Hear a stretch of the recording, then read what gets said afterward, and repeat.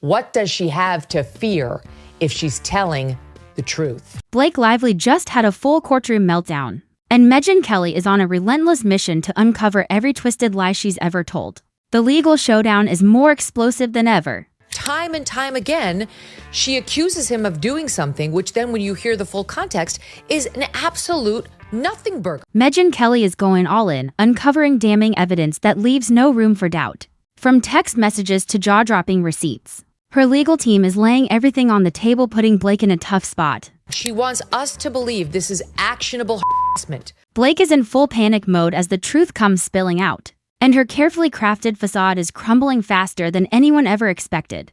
TMZ has gotten its hands on that video, and you can hear Blake Lively and Justin Baldoni interacting as themselves, knowing that this is all on video and that this is going to be used to create this dance scene, and no such moment is shown. So buckle up, we're diving into the wild west of the Justin Baldoni and Blake Lively drama. And trust me, it just got even crazier. Remember that key allegation in Blake's complaint? She claimed Justin crossed the line during a silent montage scene, whispering something suggestive before getting a little too handsy. But here's the kicker: TMZ got their hands on the footage, and it tells a completely different story. Oh my gosh, we don't shut up. And Emily and I we have these moments where staring. Blake and Justin are clearly in character, flirting, giggling, and even nuzzling each other. It's playful, it's suggestive, but it's all part of the scene. And says, am I getting beard on you? it smells good. Well, it's not bad. It's my body makeup. Right. And then says, smells good. And she says, it's my body makeup. That's her big harassment moment. You heard that right. This is no longer just a case of one person's word against another. We're talking hard evidence, receipts, and every single detail laid out for the world to see. And right now, Megyn is making it crystal clear: Blake Lively isn't walking away from this unscathed. Megyn didn't hold back when she called Blake out for that on-camera moment.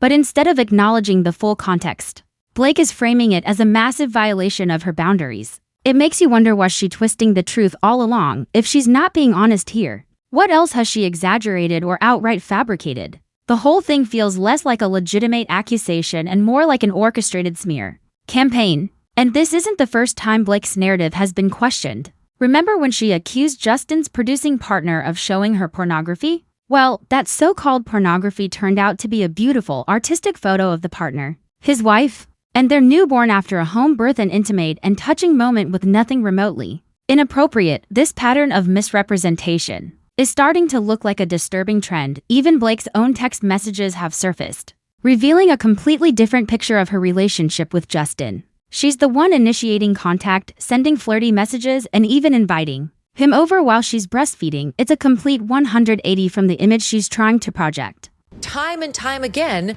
she accuses him of doing something, which then when you hear the full context is an absolute nothing burger. As Megyn Kelly pointed out, Blake's behavior doesn't exactly align with her own accusations. She's been calling the shots in the media, leaking information, and painting herself as the victim in this entire ordeal. It seems like a strategic attempt to rehabilitate her image after it took a major hit last summer thanks to some viral videos that showed her in a far less flattering light. Now, let's talk about the lawsuit. Blake filed a complaint against Justin, accusing him of misconduct and retaliation, but Justin has fired back with a countersuit, claiming she's trying to silence him and destroy his reputation, and he's not backing down. Blake initially leaked the story to the New York Times but now she's scrambling to shut down any leaks from Justin's side. She's demanding a gag order, insisting he's trying the case in the media, but let's be real, she's no innocent bystander here. If anything, she's been working overtime to control the narrative. And now she wants the power to silence anyone who dares to expose the truth. The only reason this whole thing got started before she filed the lawsuit, she just went to the California Human Rights Office, is because she clearly cooperated with the New York Times to leak the whole thing. Megyn's not backing down, and neither is Justin's team. As she puts it, if Blake's telling the truth, what does she have to fear? Why try to suppress the evidence if everything she's saying is above board? It's simple: if she has nothing to hide, she should let everything come out. But instead, Blake is scrambling to muzzle anyone who might expose what really went down behind the scenes. Now, here's where things get even juicier. Blake and Justin were noticeably distant during the It ends with us press tour. No joint interviews, no red carpet photos together at the premiere, just a whole lot of speculation about a major fallout. And while the film surpassed box office expectations when it hit theaters in August, the behind-the-scenes drama completely overshadowed its success. Now, the legal battle is officially on. A New York federal judge, LSJ Lyman, has set a trial date for March 2026, but even before stepping into the courtroom, things are already heating up. Blake's legal team is accusing Justin's lawyers of trying to sway potential jurors by launching a website that selectively releases documents and private communications between the two stars. That's right, he's allegedly leaking snippets of their interactions, proving that Blake wasn't as innocent in this dynamic as she claims. Blake's attorney stated, the endless stream of defamatory and extrajudicial media statements must end.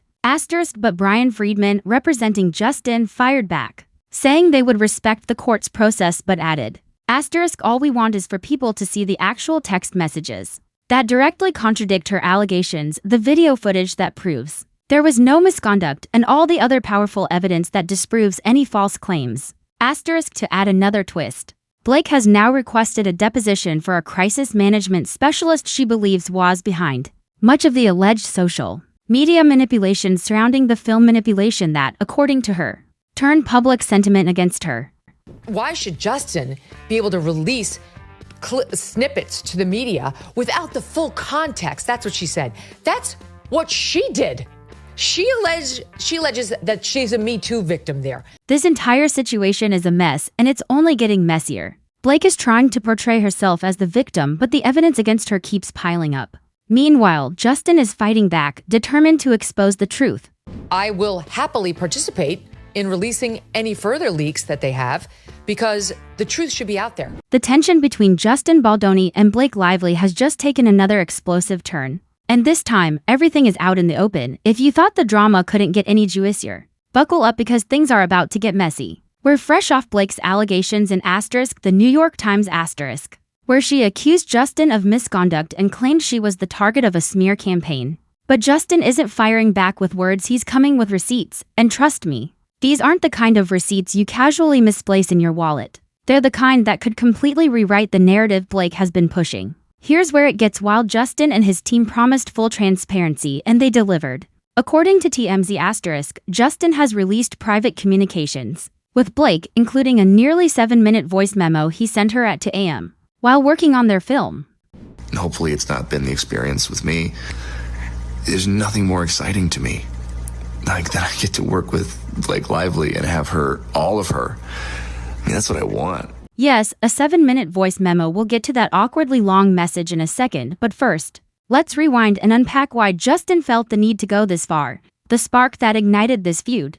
Blake allegedly wanted control over the film, but not in a collaborative, let's work together kind of way, no. She allegedly tried to seize control, rewriting scenes, taking over the creative direction, and sidelining Justin in the process. What in fact happened was Justin didn't Blake. Blake was interested in wresting control of this movie away from Justin, who was the director and the producer. She was just an actress. Now, if you know anything about Hollywood, you'll realize this isn't typical behavior for a co-star. A director, maybe a writer, sure, but Blake wasn't wearing either of those hats. Instead, she's accused of using her fame and, let's be honest, the influence of her husband, Ryan Reynolds, to strong-arm Justin into submission. This brings us to Justin's side of the story. He claims Blake's allegations weren't just false, but a calculated move to deflect attention from her own alleged power plays. In his words, she tried to take over the movie, and he went above and beyond to accommodate her many, many demands. And then there's the voice memo, though. The voice memo. Imagine getting a 7-minute apology at 2 a.m. from someone who's supposedly angry with you. Odd, right? Justin's message is filled with desperation. He's apologizing, groveling, and let's be honest, it's clear he's terrified of upsetting Blake and Ryan. I'm really sorry. I for sure fell short, and you worked really hard on that. At one point, Justin even jokes about Blake having a baby on her boob while listening to his rambling. Who records and saves something like that? Well, someone clearly trying to defend themselves against a PR onslaught. But wait, there's more. This drama isn't just about their personal conflict, it's also about public perception. Blake's allegations set off a media storm, with outlets like the New York Times questioning whether they'd been manipulated into writing negative press about her. That's right, Justin was accused of orchestrating a campaign to make Blake look bad. However, Brian Friedman, a well-known entertainment attorney, claims it was Blake's PR team that first planted the negative stories about Justin. Not the other way around. Talk about playing with fire. Now, let's circle back to the movie. Justin's main issue is that Blake didn't just want input, she wanted control. And when things didn't go her way, she allegedly weaponized her story against him. It's a classic case of he said, she said. But Justin's voice memo and text messages add a layer of complexity that's hard to ignore. Instead of coming across as the villain in Blake's narrative, Justin's starting to look more like the victim, a man caught between a powerful Hollywood couple and his own creative vision. Justin's lawyer revealed that their lawsuit is packed with evidence that could completely flip the case on its head.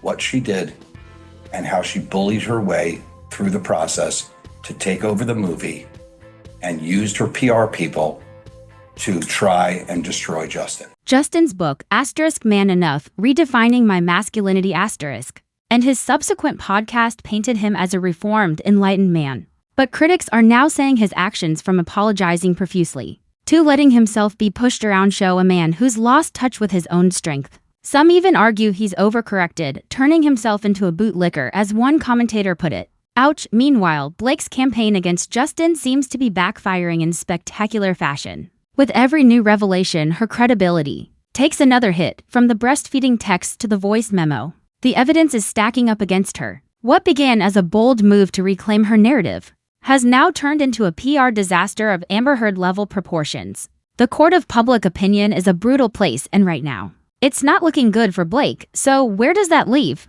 US? Justin's team says they're just getting started. More texts, more emails, and perhaps even more late-night voice memos could be on the way. If Blake thought she could control the narrative, she may have underestimated just how far Justin is willing to go to clear his name. As for Ryan Reynolds, his silence speaks volumes. Is he staying out of the fray, or is he quietly strategizing behind the scenes? Justin Baldoni's defamation and extortion lawsuit against Blake Lively and Ryan Reynolds has taken a jaw-dropping turn, with Baldoni reportedly seeking an eye-popping $400 million in damages. That figure is so massive, it's nearly 4 times the combined net worth of Lively and Reynolds. The question is it even realistic? Legal experts, including family law attorney Ward Dalton Palmer, suggest this astronomical amount is more about creating headlines than securing a legal windfall. Palmer, who's not involved in the case, called the number picked out of thin air. According to him, aiming high in lawsuits is a common tactic, part scare tactic,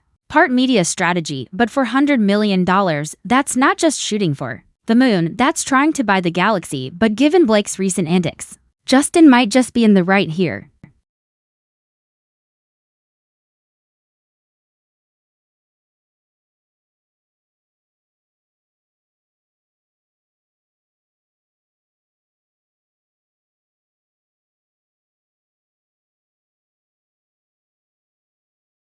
And yet, Baldoni seems determined. This case isn't just about money for him, it's about clearing his name. After being dropped by WME and losing the prestigious Women's Solidarity Award, amid the allegations, those accusations not only tarnished his reputation but also made him a target in the unforgiving world of cancel culture. Now, Baldoni's lawsuit seems as much about seeking vindication as it is about damages. Nama Rahmani, president of West Coast Trial Lawyers, summed it up: this case is about Baldoni's truth coming out and sending a message to Lively. Rahmani sees the lawsuit as an opportunity for Baldoni to reclaim his narrative after months of public fallout. However, even with the best lawyers, the $400 million figure still feels more like a headline grabber than a realistic courtroom target. Entertainment lawyer Cameron Doet-Shahi echoed this sentiment, calling the sum more of a PR play than a feasible legal claim. To win such a massive payout, Baldoni would need to prove he was on track to make $500 million before Lively